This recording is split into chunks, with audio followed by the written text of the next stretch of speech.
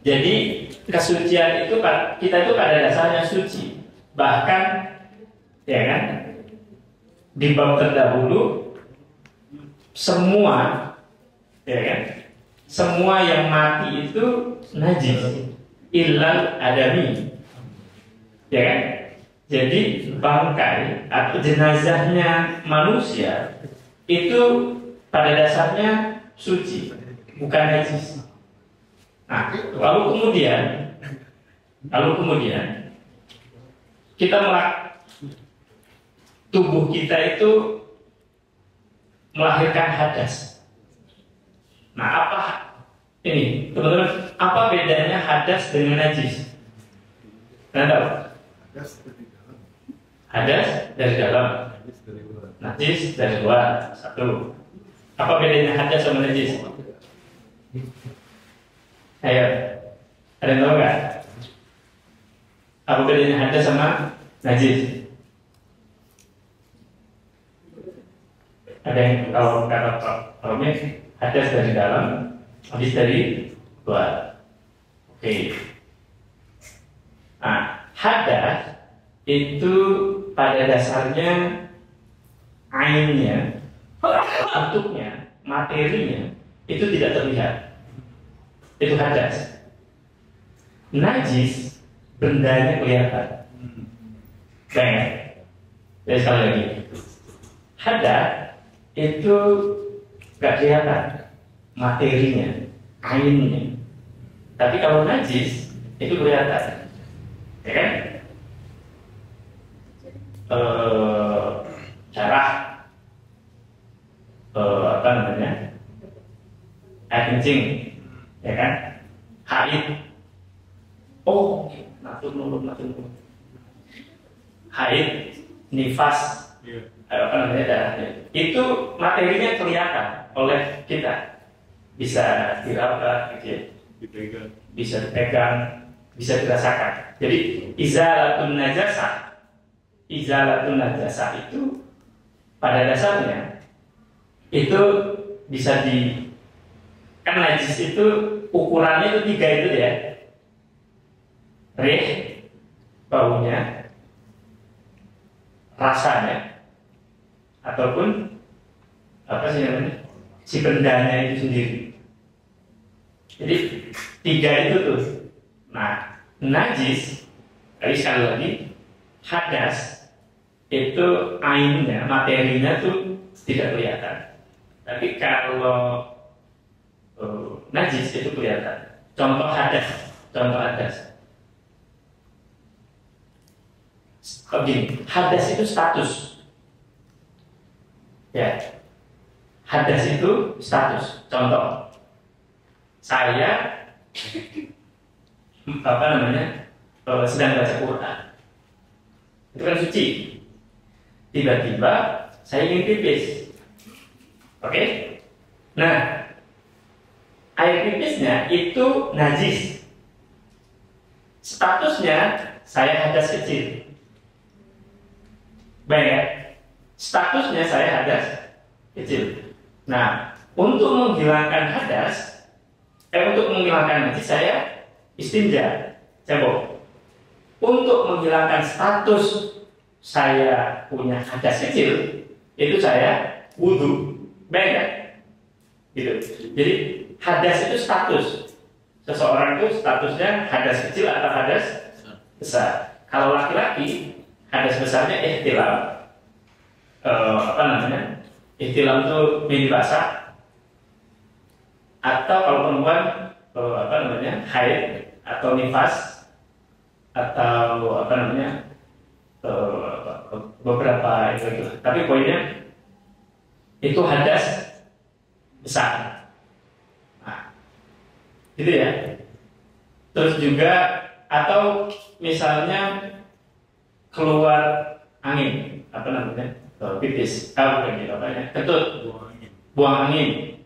Nah, itu juga hadas statusnya. Jadi dihilangkan.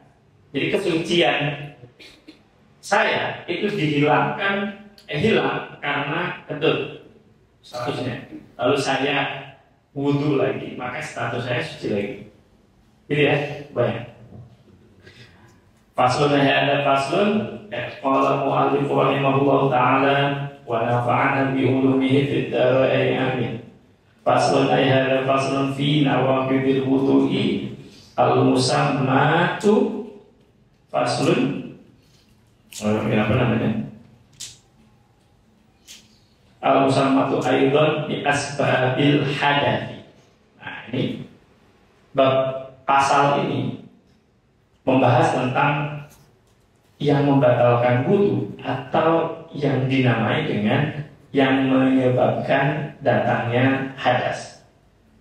Jadi yang membuat status itu. Walladzi yang wudu ayyatulu al-wudu'a khamsatu asya. Ada 5 yang membatalkan wudu. Nah, menurut Imam An-Nawawi yang disepakati mujma' alaih dalam Al-Majmu' itu ada 3. 2 itu mukhtalaf alaih. 2 hal itu mukhtalaf alaih. 2 hal itu apa? Nanti kita bahas. Di antaranya adalah lamsul mar'ah atau persentuhan antara laki-laki dan perempuan. Karena beberapa mazhab ya kayak apa namanya Hanafi atau Maliki itu tidak batal.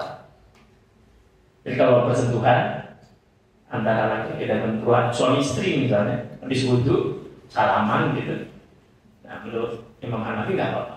Tapi menurut Imam Syafi'i nggak boleh. Jadi ada 5, tetapi 3 yang muttafaqun alaih, 3 yang apa namanya suami istri. Kenapa deh? Susah membayanginnya suami. Oh.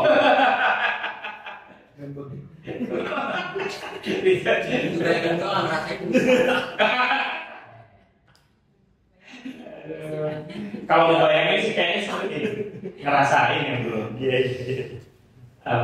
Jadi apa namanya? Jadi ada 3 yang muttafaqun alaih. Semua sepakat jumhur. Ada yang mukhtalafun. Nah, yang kelima itu ahaduha ma kharaja min ahadis sabilain. Apa sih ahadis sabilain ini? Satu dari 2 jalan. Apa sih? Al-qubuli wa duburi min mutawaddiin hayyin wadihin mu'tadan kana al-khariju kabaulin wa ghaitin au nadiran kadamin wa hissan najasan kahadihil amthilati au tahiran kadudin illal maniyya al kharijah bihtilamin min mutawaddiin mumakkinin maq'adahu min al. Jadi gini, apa yang disebut sebagai ahadus sabilain? Ahadus sabilain itu baik dari depan maupun dari belakang, gitu ya. Jadi beda nih, ini kan kita normal ya. Maksudnya ahadus sabilain itu kadang bisa keluar bersamaan kalau kita lagi buang air besar. Kadang cuma satu aja. Ya. Nah, poin saya adalah, tapi kalau khunta itu sebenarnya tidak bisa disebut banci. Bang. Karena khunsa itu terminologinya itu seseorang yang punya 2 alat kelamin. Bukan banci. Banci itu kan ya pada dasarnya tuh laki. Iya kan? Nah, benefit. Lu tuh laki. Cuma pelakuan lu kayak perempuan. Ya kan? Atau dibuat-buat seakan-akan kayak perempuan, atau yang sekarang lebih banyak tuh. Nah, kalangan-kalangan yang begini tuh beberapa apa namanya bisa bilang susah tuh apa namanya untuk mencegah ahadus sabilah ini, karena kadang melopos gitu aja gitu. Nah, jadi kalau khunsa itu harus dipastikan keluar dari salah satunya. Gini, kalau salah satu saja, kalau salah satu saja misalnya, maka itu tidak batal, tapi harus dipastikan keduanya keluar dari kedua, kalau khunsa itu kalau kita kenal Danang yang atlet manganan atlet voli, dia kan akhirnya jadi statusnya jadi perempuan kan, jadi laki kan, dia statusnya sekarang jadi laki karena setelah ada medis dan sebagainya, padahal dia tadinya perempuan. Beda dengan Dorce itu laki-laki, tapi dia sampai melakukan operasi. Nah ini maksudnya gini, ada banyak hal yang orang kemudian membuat narasi keliru soal khunsa. Jadi khunsa itu dua punya alat kelamin, gitu. Nah pada titik tertentu nanti dia kalau imam dan sebagainya itu bab lain lah. Tapi poinnya khunsa itu punya dua. Nah, dia batal wudhunya kalau menurut Imam An-Nawawi dan itu keluar secara bersamaan. Jangan pipis bareng gitu ya. Gitu kebayangnya. Nah, iya karena dua menit dua. Jangan dibayangin.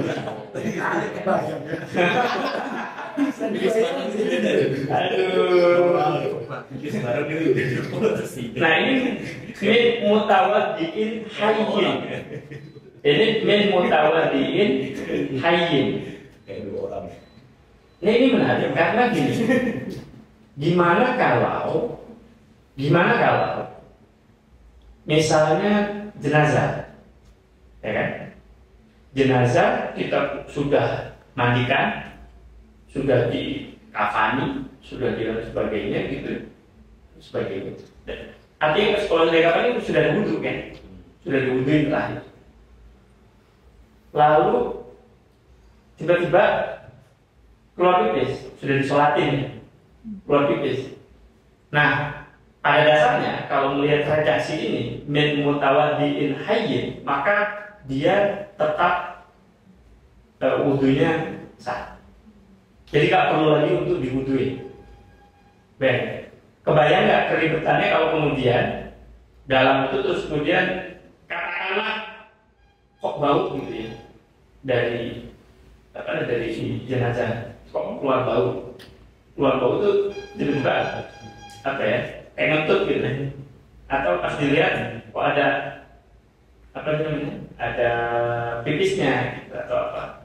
Nah pada dasarnya dia sudah wudhu ya nggak apa-apa. Karena apa? Bayangkan kerumitan untuk membongkar lagi, memandikan lagi. Belum tentu juga kulitnya masih bisa untuk dimandikan. Maksudnya gitu. Karena jenazah itu kalau sudah sehari gitu ya, misalnya meninggalnya pagi, dikuburkannya besoknya setelah subuh gitu ya, itu untuk dimandikan lagi itu belum tentu kulitnya tuh atau ada beberapa bagiannya itu bisa jadi udah ada yang belum, jadi udah ada yang berubah. Membayangkan untuk dimandikan ulang itu tentu tidak mudah, rumit, kompleks urusan. Sehingga kita usulkan menurut redaksi ini ya sudah tidak apa. Gitu ya. Jadi min mutawaddiin hayyin. Nah, wadihin ini yang tadi kita anggap sebagai normal tadi itu. Ya. Mu'ta dan kana. Jadi baik itu buang air kecil atau buang air besar. Mu'ta dan kana al-khariji ka qaulin wa ghaibin au nadiran. Misalnya kita kan kalau lagi diare, yang keluar itu kan bukan feses ya, Tapi kadang kan darah, ya kan? Ya kadang keluar darah. Nah, itu juga membatalkan wudhu. Jangan karena habis wudhu terus karena diare, terus yang keluar bukan apa gitu. Sorry, sambil makan. Tapi ya itu harus paham. Apa namanya? Ini yang keluar bukan itu kok, yang keluar darah gitu. Enggak, itu juga tetap batal. Atau yang keluar itu batu. Jadi, nah ini kalau teman-teman sempat nanti baca, ada satu cerpen, ada teman saya ketika kecil dia itu tiba-tiba kemakan ini uang recehan, terus uang recehan tiba-tiba karena itu dia itu dipaksa sama orang tua itu karena kan nggak punya uang untuk bedah gitu. Terus kamu ini aja kamu sambil gitu, sambil buang air besar keluar.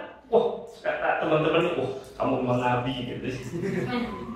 Itu ada salah satu cerpen Yusuf Afianto Pakeano menceritakan soal itu. Judulnya Musa Emas, kalau teman-teman sempat baca.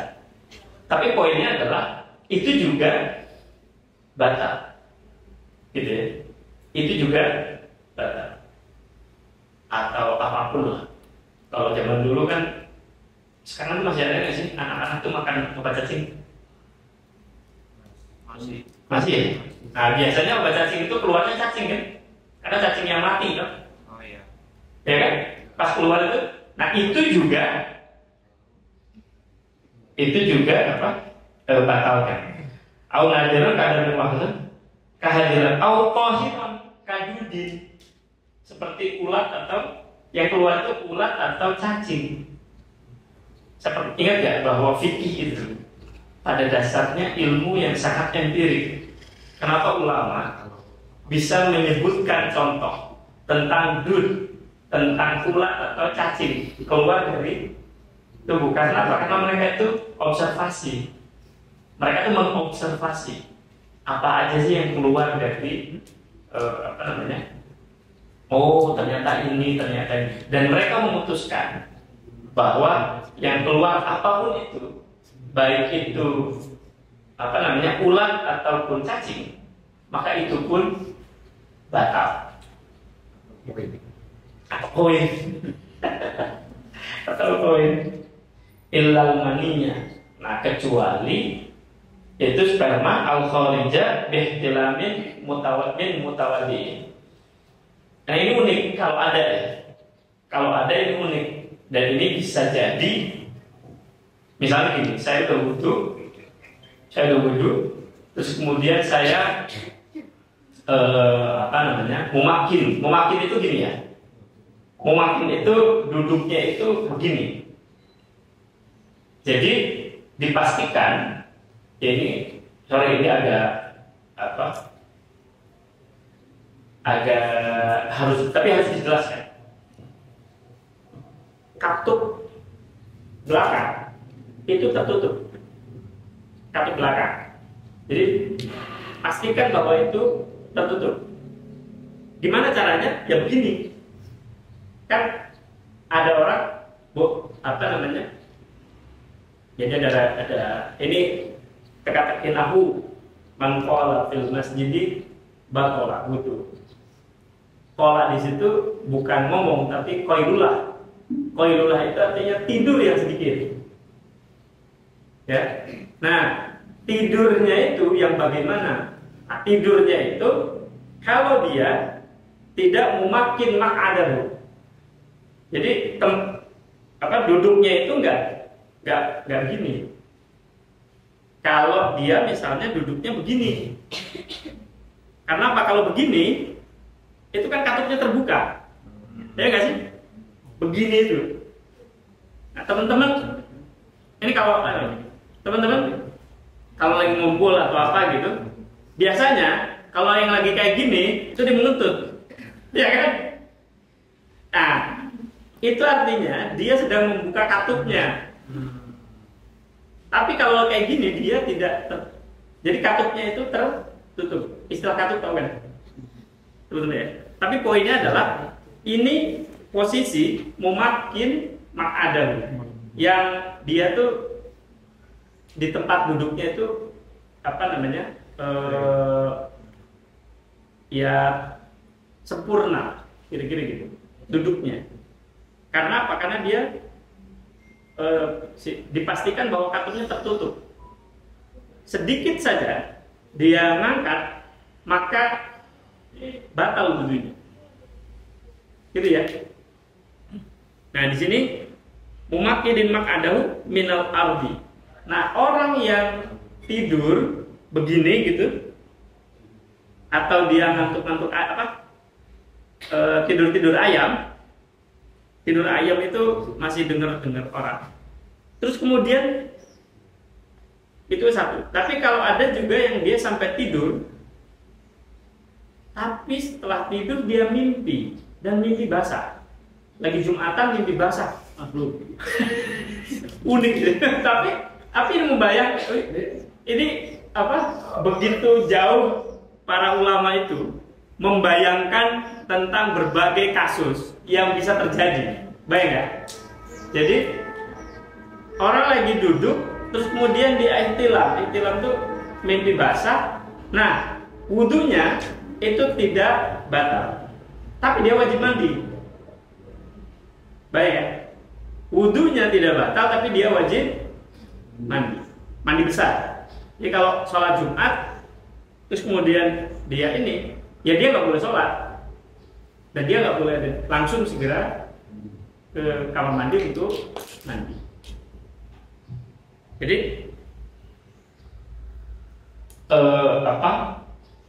kalau seseorang ihtilam duduk terus kemudian dia ihtilam, wudunya tidak batal, tapi dia wajib mandi besar. Ini kayak bingung ya. Bener ya? Kalau dulu tuh saya suka, ini gimana sih logikanya? Nggak batal wudunya tapi justru mandi. Kenapa? Saya tuh dulu bingung. Sekarang juga nggak teman mendengarkan keterangan ini. Wudunya dia tidak batal, tapi dia nggak bisa sholat, dia nggak bisa baca Quran, karena statusnya hadas besar. Tapi wudunya kok kayak ini. Lalu saya coba meneliti dan tanya, kenapa? Oh, karena setelah dia mandi besar, ya kan? Teman-teman pernah ya? Setelah dia mandi besar, dia nggak wajib untuk wudu. Kenapa? Lalu hadas besar aja hilang, ya hadas kecil juga hilang. Baik. Kenapa keterangannya itu tidak batal? Karena dia harus wajib mandi besar. Setelah mandi besar, nih teman-teman, nanti kita bahas lebih detail. Tapi kalau mandi besar, baik itu setelah teman-teman beres haid dan sebagainya, yang pertama dipastikan adalah membasuh bagian-bagian penting itu suci. Ya, semua yang penting itu suci, dipastikan suci. Jadi kita pipis dulu atau mau buang air besar dulu, setelah itu kita cebok dan sebagainya. Setelah itu kita wudhu, sunnahnya wudhu ya. Lalu niat, mandi itu kan cuma dua syaratnya. An-niyatu wa isolul ma, dan meratakan air itu sampai ke semua bagian tubuh. Ya kan? Setelah itu teman-teman nggak perlu wudhu. Ada yang kayak gitu nggak? Atau ada yang wudhu tetap? Nggak wudhu, nggak perlu wudhu. Orang sering. Iya. Begini. Fikih itu nggak ngomong soal perasaan. Fikih itu ngomong soal hukum. Nah, nak umum coba tanya. Jadi fikih itu bukan bicara, tapi poinnya adalah kalau teman-teman setelah pastiin kan sampai semuanya itu kena air dan sebagainya, terus kemudian nggak wudhu, ya nggak apa-apa.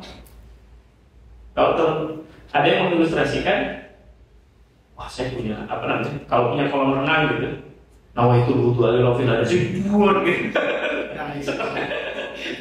buat gitu. Setelah itu dia keluar dari itu terus pakai anduk sholat, bisa. Ya, baik kan? Karena apa? Karena dia hadas gede aja hilang, apalagi hadas kecil. Dulu saya mau bayangkan, kenapa sih kok keterangan seperti membingungkan? Tidak batal, tapi harus wajib besar. Oh ternyata karena setelah kita melaksanakan hadas besar, status kita itu hadas kecil itu sudah hilang. Gitu kira-kira. Saya mencoba memahami dan redaksi ini, keterangan ini, dan saya coba konfirmasi ke beberapa guru saya, dan dia bilang iya juga, emang begitu. Tapi redaksi hadisnya atau redaksi syariatnya yang mengatakan begitu. Artinya kalau dalam wudhu terus kemudian ini beda loh ya, beda antara ihtilam, betul-betul dibedakan antara ihtilam dengan kemudian hubungan suami istri. Itu harus beda. Karena apa? Karena di situ ada lamsul bashar. Itu ada persentuhan kulit. Nggak mungkin. Kalau itu udah pasti hadas kecil dan hadas besar. Tapi ini yang dibaikkan adalah ihtilam. Jadi kasusnya itu unik. Lagi wudhu, tidur, ihtilam. Jadi mimpi basah. Mimpi basah ya. Baik ya. Oke. Fala yang wudu wal muskilu innama yantaqidu wuduhu bil khariji min farjaihi jami'an. Oh ini di sini dijelaskan juga menurut Syekh Al-Ghazi, muskil ya, orang yang muskil itu yang tidak bisa diidentifikasi dengan mudah gendernya, apakah dia laki-laki atau perempuan. Itu bukan cuma min ahadis sabilaini, tapi bil khariji min farjaihi jami'an, dua-duanya harus berbarengan, gitu ya. Wasani, yang kedua, an-naumu ala ghairi hayatil mutamakkin, tidur yang tidak menetapkan, gini, redaksinya yang paling enak itu tidur yang tidak yang tidak, bukan takap sih namanya, yang tidak tenang, bukan tidak tenang,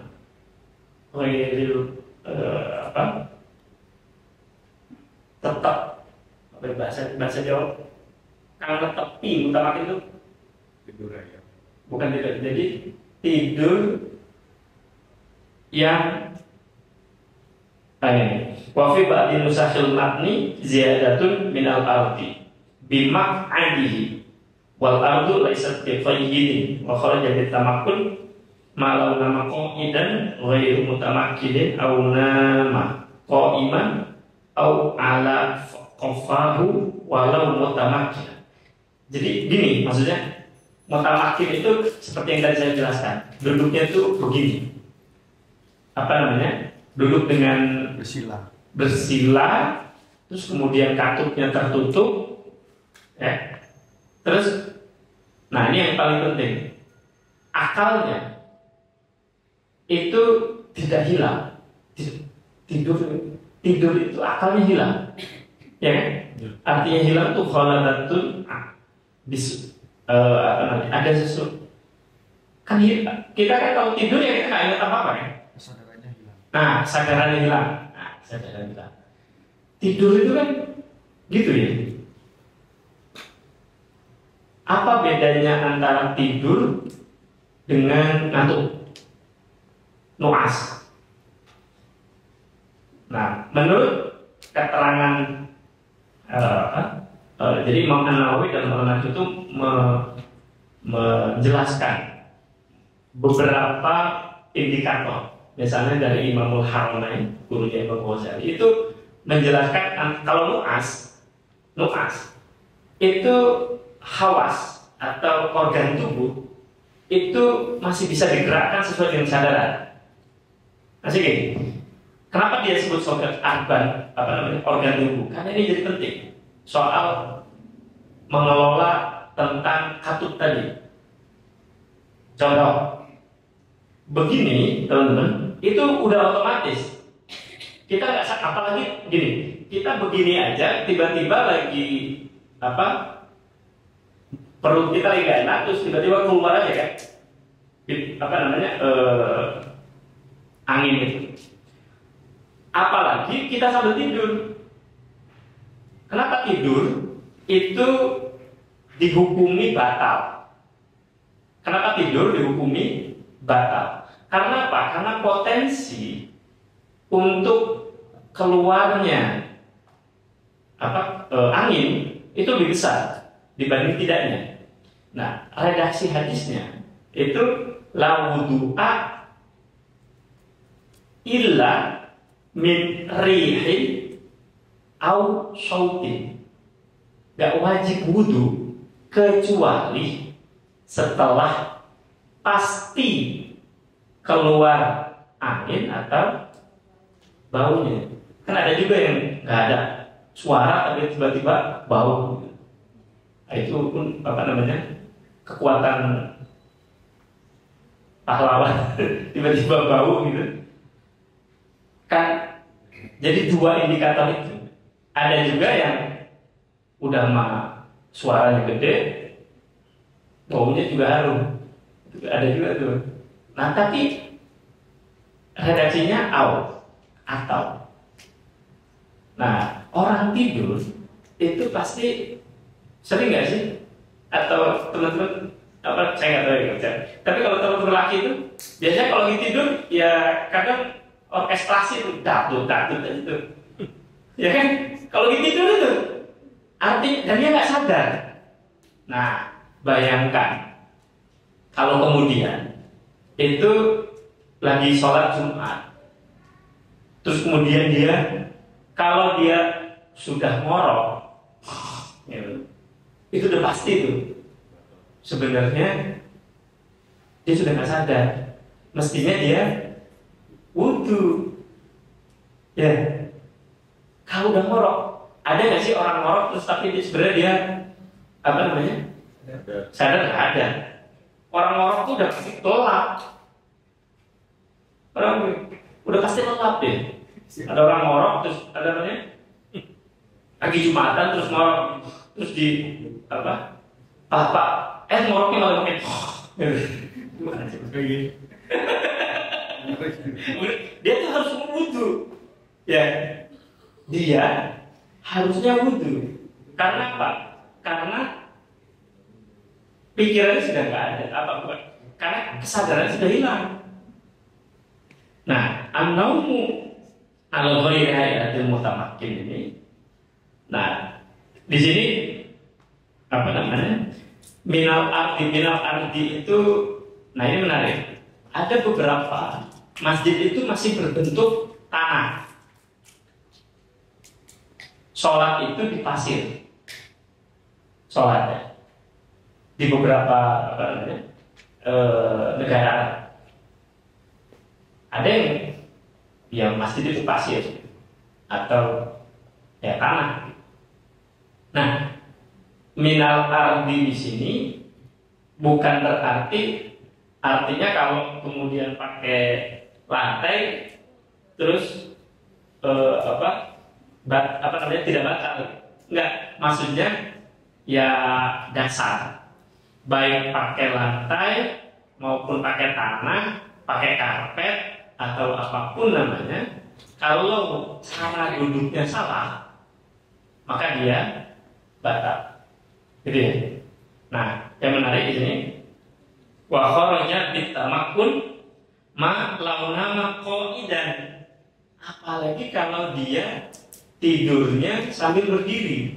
Biasanya yang punya kemampuan gini yang ini KRL. Iya, angker dulu saya pas masih kantor di mana tuh di Tanah Abang itu jadi angker. Wah, itu bisa tidur sambil berdiri sejam, nggak sampai sejam tuh, tapi itu bisa tidur. Nah, bagaimana kalau wudhu terus kemudian dia tidur sambil berdiri? Nah, itu juga batal. Karena apa? Potensi untuk dia keluarin anginnya lebih besar juga, gitu ya. Al-qa'iman ala qafahu walau mutamakinan. Meskipun sebenarnya dia misalnya gini, kan kalau di angker itu kita kan gini ya, ada gini ya. Nah, ini qafahu mutamakin. Mutamakin itu artinya dia begini terus. Dia tetap dirinya itu. Nah, ini juga membatalkan. Karena apa? Karena prinsip dasar yang tadi kita sebut, katupnya terbuka. Ya kan? Kalau begini itu katupnya terbuka, sehingga dengan mudah angin itu keluar. Nah, kalau dia tidur, dia tidak sadar apakah tadi mengeluarkan angin atau tidak. Sehingga hukumnya itu adalah batal. Gitu ya. Nah, dalam konteks Imam Syafi'i, apalagi mazhab Imam Syafi'i itu punya value, punya pegangan yang itu namanya ihtiyat. Ihtiyat itu hati-hati, sangat berhati-hati. Nah, yang menarik itu sebenarnya gini. Jadi ada redaksi dari kalau di ini saya membaca kemarin Imam Al-Buaiti. Imam Al-Buaiti ini jadi Imam Al-Buaiti Imam Asy-Syafi'i itu menulis kitab Al-Um. Oke, itu kitab induknya Syafi'iyah. Lalu Al-Um itu diringkas. Mukhtasar namanya satu, Mukhtasar Muzani, ya. Nah, satunya yang diringkas itu namanya Mukhtasar Al-Buaiti. Nah, Imam Al-Buaiti ini muridnya Imam Asy-Syafi'i. Nah, itu dia menceritakan. Kalau saya baca redaksi ini kayak ini, Pak. Kayak Sri Mulat. Karena apa? Zala qadamahu. Jadi innama, kalau orang itu tidur, ya, terus zala qadamahu. Itu kan kayak Sri Mulat, tanganku mana? Ini gini. Tanganku mana? Enggak. Gini. Kakiku mana? Ini kan Sri Mulat ya. Kehilangan kaki. Nah, dia bilang kalau kakinya hilang, sudah kakinya hilang itu maksudnya apa? Oh, kalau dia tiba-tiba berubah ke sini. Jadi gini, tidur, berdiri, terus kemudian dia kayak gini. Ya kan? Nah, ini batal. Kenapa pasti batal? Ya lagi, wong dari tempat di sini sampai sini aja nggak tahu, apalagi dia kentut apa enggak? Itu dia nggak tahu pasti. Ya kan? Nah, inilah yang kemudian Imam Al-Haramain membedakan nu'as dengan naum. Nu'as itu artinya dia masih bisa memastikan seluruh anggota badannya itu dalam pengawasan dia. Nu'as, hawas, sehingga dia bisa kalau mengetut dia nahan, ya kan? Itu ngantuk. Ada orang ngantuk terus kemudian dia nggak bisa, itu bukan ngantuk, tidur gitu. Bayi itu kan kalau dia lagi makan, terus tiba-tiba masih ada makanan di sini, itu dia tidur kan? Itu bukan ngantuk itu tidur. Nah, itu bedanya antara ngantuk dengan tidur. Ada juga indikator kalau dia bisa mendengar suara sekitar. Jadi kalau misalnya sholat Jumat, terus teman-teman masih mendengarkan khotib, misalnya khotib barakallahu li wa lakum wa nafa'ani. Nah itu kemudian dia kan si khotib kan duduk ya, terus teman-teman doa gitu, atau sholawat, baca sholawat ya, dalam ketika khotib duduk di antara dua khutbah itu baca sholawat itu masih ngantuk, atau misalnya lil mu'minin wal mu'minat ya, ketika doa, nah itu lo ikutan doa gitu, nah itu masih ngantuk, nggak apa-apa. Tapi kalau udah gak denger suara khotib tiba-tiba dibangunin, ya dibangunin sama orang pinggir, itu udah tidur, dia wajib wudu karena dia nggak tahu. Jangan-jangan dia kentut tapi nggak bersuara dan nggak bau, karena dia sudah tidak bisa lagi ngontrol organ tubuhnya. Baik ya. Jadi ala ghairi hayati ghairi mutamakin itu gitu. Yang paling utama adalah seseorang itu punya kesadaran penuh dan dia bisa ngontrol apa yang dilakukan oleh anggota badannya. Saya nggak tahu, tapi kalau dulu biasanya kalau di pesantren itu baik laki-laki maupun perempuan unik-unik tuh, bangunin jam 3, jam 4 udah ke masjid, sholat subuh jam 4:30. Apa yang dilakukan? Tidur. Sagung tuh sering tuh. Ya. Apalagi yang di depan. Waduh, di depan itu tidurnya paling lama. Jadi jangan, kalau dulu tuh justru paling depan tuh. Jadi habis dari itu mandi terus tidur lagi dia di depan. Sholat subuh bangunin sampai nah itu aja sih sebenarnya udah batal. Baik ya? Karena apa? Karena dia untuk sampai dibangunin, apalagi dibangunin mas, itu pasti tidur tuh. Baik ya? Nah itu pasti batal karena kesadarannya udah hilang. Gitu.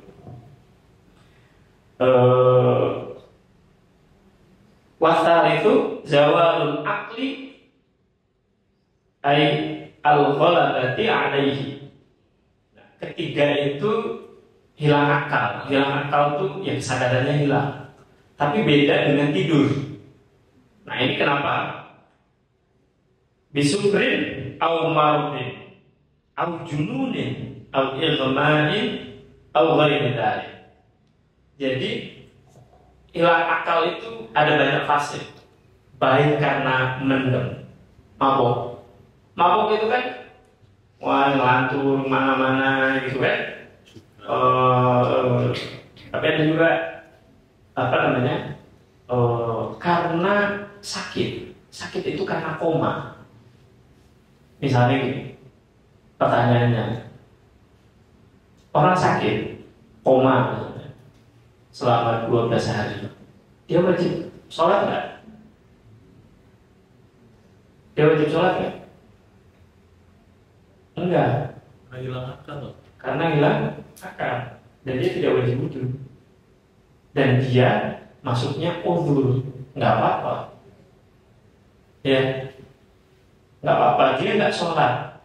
Misalnya ibu saya itu koma selama 10 hari. Nah, saya tidak punya beliau tidak punya kewajiban untuk sholat, ya. Beliau tidak punya kewajiban untuk sholat, dan saya juga tidak punya kewajiban untuk mengeluarkan sedekah 1 mud. Jadi dalam Syafi'iyah itu ada perbedaan pendapat. Apakah seorang yang kan sakit nih, kadang sakit itu mau nggak mau kadang lepas sholatnya, ya kan? Biasanya yang kayak gini tuh rentan itu antara asar sama maghrib, rentan tuh karena antara visit dokter, minum obat, dia tidur dan sebagainya. Gitu. Nah, dalam beberapa hal, kalau dia misalnya itu dalam sakitnya masih sadar tapi tidak bisa sholat, menurut mazhab Syafi'iyah ada yang berpendapat dia sholatnya tidak wajib lagi, ya dia kena dosa, tapi dia tidak diqodho. Jadi ahli waris tidak perlu qodho. Ahli waris tidak perlu qodho. Tapi ada juga untuk menenangkan jiwa ahli waris atau siapapun, maka satu kali sholat itu satu mud. Satu mud itu 0,6 kilogram. Jadi nggak ada 1 kilo. Satu mudnya. Nah, ya buletin aja lah, jadi satu liter gitu. 1 liter atau 1 kilo. Beda. 0,6 liter. Jadi kalau mau dibulatin jadi 1 liter. Gitu ya. Satu mud, satu kali sholat zuhur misalnya, dia hitung aja berapa hari dia nggak sholat, ya, hitung berapa hari nggak sholat, terus kemudian dikali 1 liter, gitu ya. Ini pengetahuan untuk teman-teman. Tapi kita kembali. Nah, au jununin, atau tiba-tiba dia itu, saya nggak tahu, bipolar itu kan sebenarnya ya, bipolar atau skizofrenia. Skizo itu kadang bisa nyambung, kadang nggak bisa. Kalau dia skizonya itu datang, maka dia tidak wajib untuk melaksanakan sholat. Tapi kalau dia diajak ngobrol, oke, makannya enak dan sebagainya, maka dia wajib tuh sholat. Gitu ya. Au ilmain atau ayat. Sebenarnya ilmain itu ada yang memaknai ayat, tapi saya kok redaksi bukan ayat, karena ayat itu kan kejadiannya cepat biasanya, kejam-kejam, terus kemudian itu nggak berjam-jam. Artinya dia kalaupun kena ayat, dia gini, waktu yang sholat mudhayyik yang sempit itu kan cuma maghrib, ya kan? Orang ayat, katakanlah gitu, dia kena ayat, itu kan paling beberapa menit, kan tidak mungkin 1 jam ya. Nah itu dia tetap kena sholat. Jadi saya membayangkan ijma' itu mungkin penyakit mental yang seperti skizo. Jadi kita nggak tahu kapan kesadaran itu bisa balik. Atau autis. Autis itu kan kadang perkembangan mentalnya sama akalnya kan nggak berkembang, ya kan? Nah, atau ada lagi yang ini saya lupa namanya. Mukanya tuh sama semua. Down syndrome. Down syndrome kan juga secara akalnya kan tidak berkembang juga kan? Down syndrome. Artinya itu secara medis gitu ya. Kalau akalnya tidak berkembang atau apapun, mungkin juga tidak kena kewajiban. Tapi kalau diajak ya nggak apa-apa. Biasanya saya pernah lihat tuh beberapa kali yang jaga terus di masjid ini Jumatan gitu. Ya nggak apa-apa dia. Tapi pada dasarnya dia tidak punya kewajiban. Warabi'u lamsur rajuli al-mar'ata al-ajnabiyata. Nah ini pembahasan soal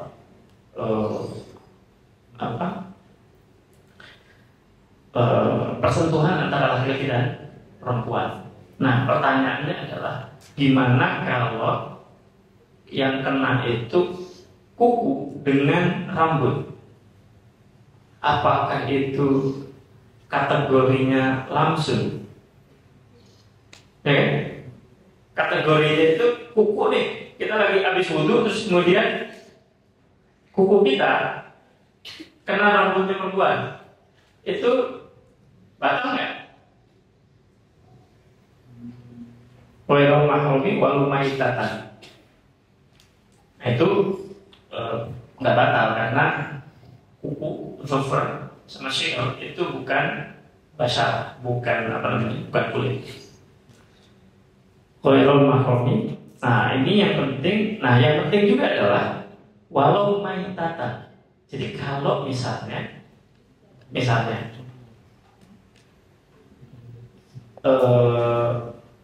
satu daerah teman-teman yang punya pengetahuan untuk memandikan itu satu orang memandikan jenazah laki-laki, terus tiba-tiba dia harus memandikan jenazah perempuan nenek.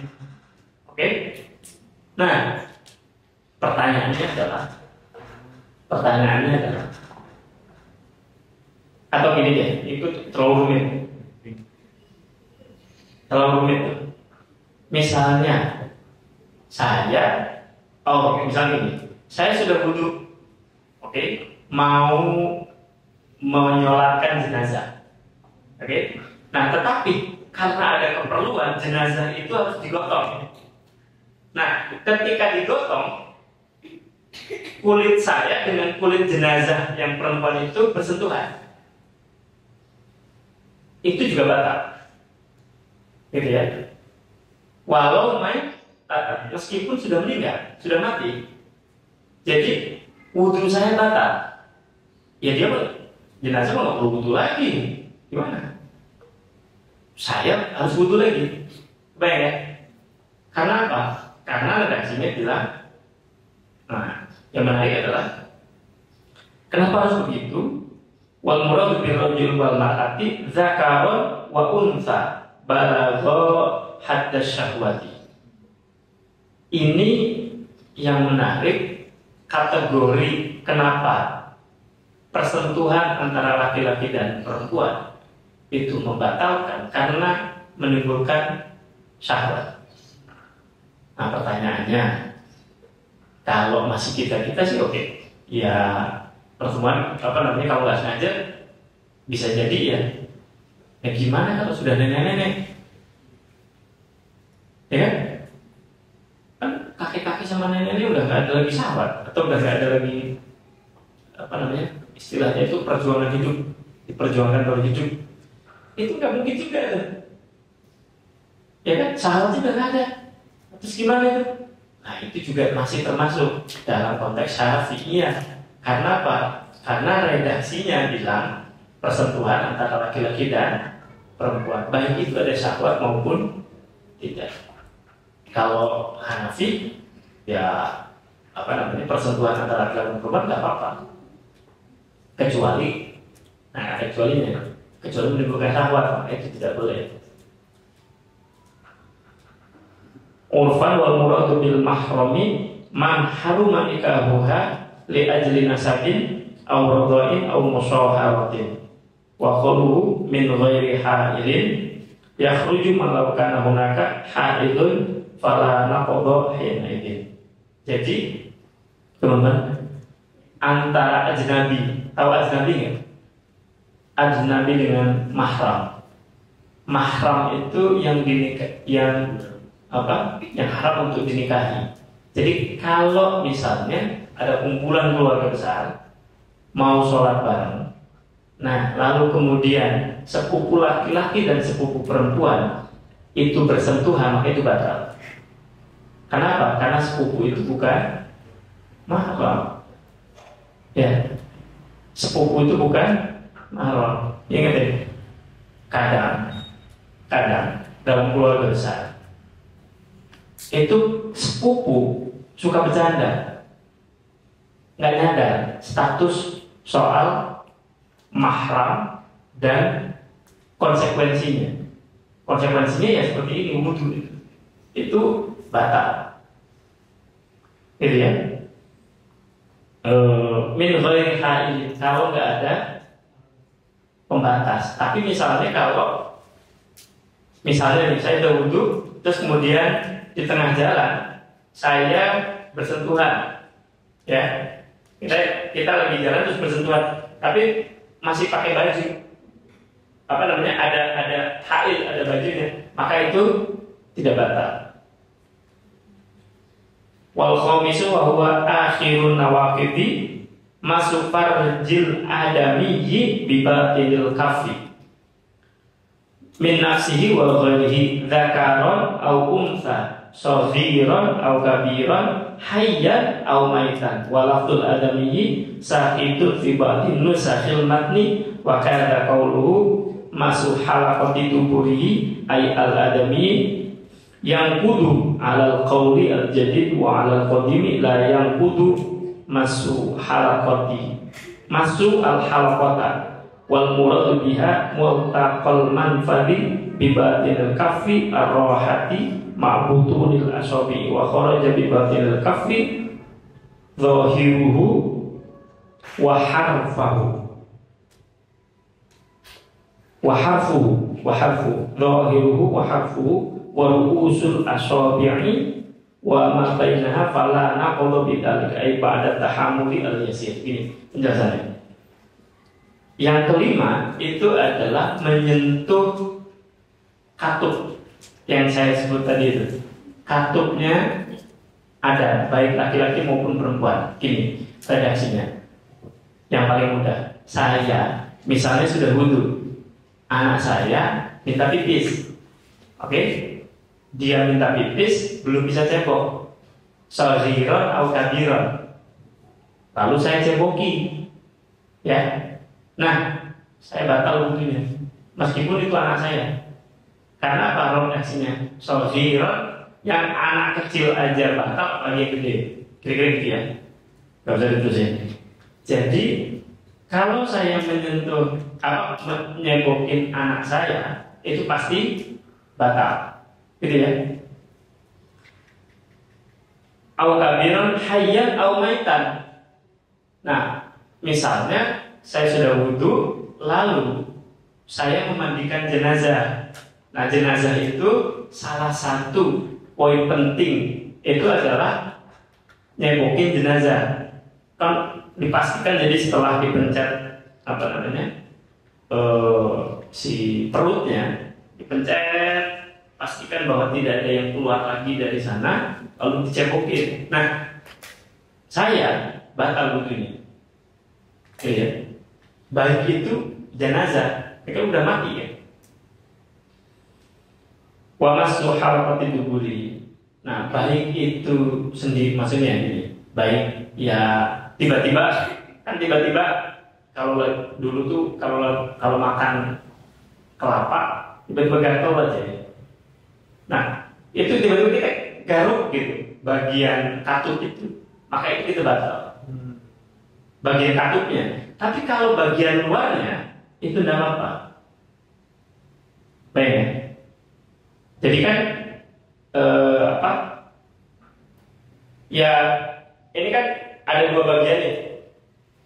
Kalau misalnya membenarkan pokok, membenarkan pokok. Jadi kan ibu-ibu dan ini habis wudhu tiba-tiba lihat popok anaknya nyengsol, miring, miring, terus dibenerin. Nah itu kan dia pasti megang bagian pantatnya kan, bagi kita. Maka itu nggak apa-apa. Karena yang menjadi sesuatu batal atau tidak itu adalah katupnya. Gitu ya. Nah, apa sih yang disebut sebagai bibatinil kafi? Nah, teman-teman, batinil kafi itu ini telapak tangan bagian dalam. Kecuali bagian ini, bagian apa? Jari ini, apa namanya? Si kuku sampai ini. Ini bukan kaf. Misalnya teman-teman tiba-tiba yang ngelihat pampers anaknya nyekel gitu, miring, terus benerin pakai saya kok nggak yakin gitu dengan ini, terus pakai tangan pakai bagian luarnya kalau bisa itu dibenerin gitu. Gimana caranya ya? Nah, itu juga nggak apa-apa. Artinya apa? Atau ini kan gini. Kan kita menggaruk anak kita misalnya, gatel bagian katupnya, terus kita garuk pakai ini, itu batal. Tapi kalau dengan ini, itu nggak apa-apa. Baik ya. Karena apa? Karena ini bukan batnul kafi. Ini namanya kharij. Jadi ini di luar.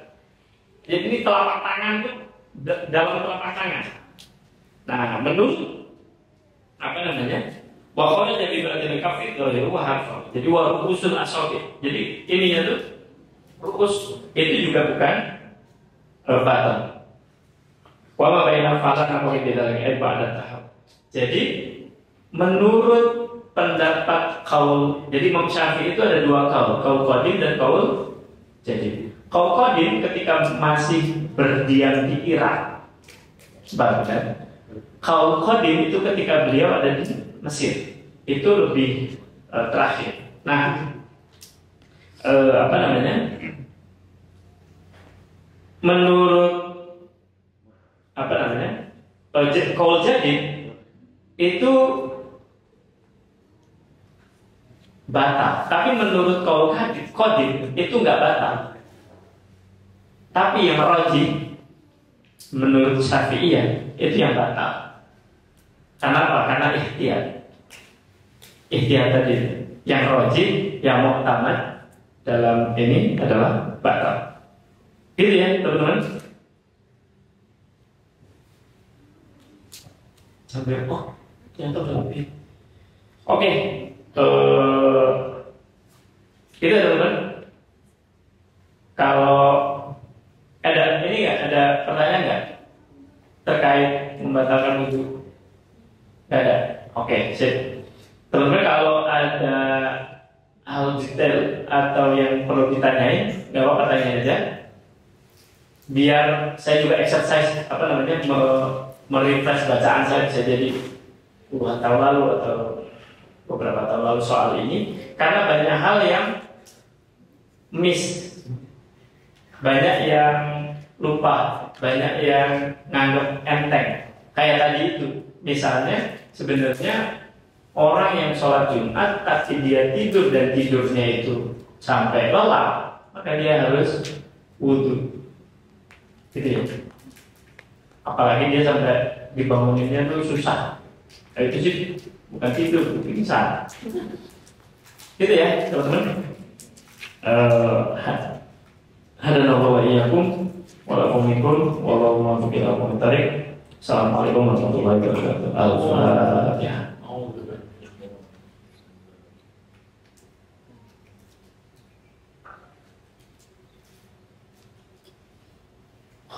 Hujan.